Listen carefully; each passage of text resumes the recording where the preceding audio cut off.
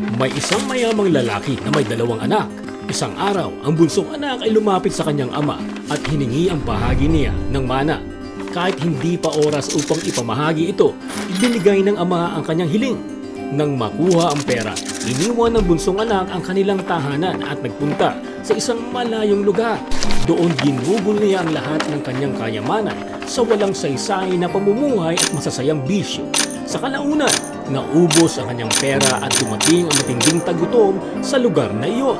Dahil wala na siyang makain o mapuntahan, napilitan siyang magtrabaho bilang tagapag-alaga ng mga baboy, isang trabaho na kinukonsiderang mababa at marumi.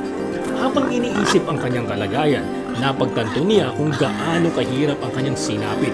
Naalala niya na sa tahanan ng kanyang ama, kahit ang mga utusan ay may sapat na pagkain, samantalang siya namamatay sa gutom. Kaya't nagdesisyon siyang bumalik sa kanyang ama at humingi ng tawad. Sa isip niya, wala na siyang karapatang tawagin bilang anak. Kaya't nagbalak siyang makiusap na gawing isa na lamang sa mga utusan na kanyang ama. Habang papauwi siya, nakita na siya ng kanyang ama mula sa malayo. Sa halip na galit o pagkamuhi, ang ama ay natakbo upang siya'y salubungin at niyakap siya ng mahigpit. Humingi ng tawad ang anak at sinabi, "Ama, nagkasala ako laban sa langit at sa iyo. Hindi na ako karapat-dapat na tawaging anak mo."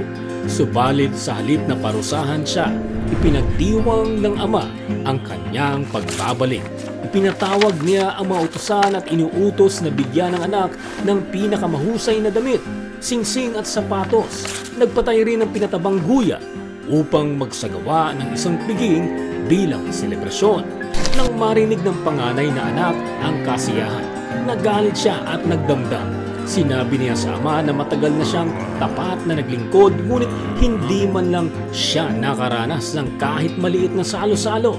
Paliwanag ng ama, "Anak, ikaw ay laging kasama ko at lahat ng aking ari-arian ay sa iyo. Ngunit nararapat lang na tayo ay magdiwang at magsaya sapagkat ang kapatid mo na nawala ay muling natagpuan at ang akala natin ay patay na ay muling nabuhay."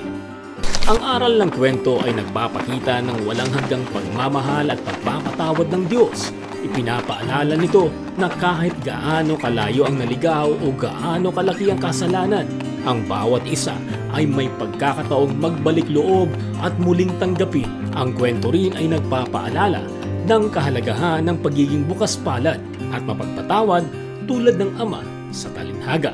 Anong masasabi mo sa kwento na ito, Solid Archers? I-comment mo lamang sa ibaba ang iyong sagot.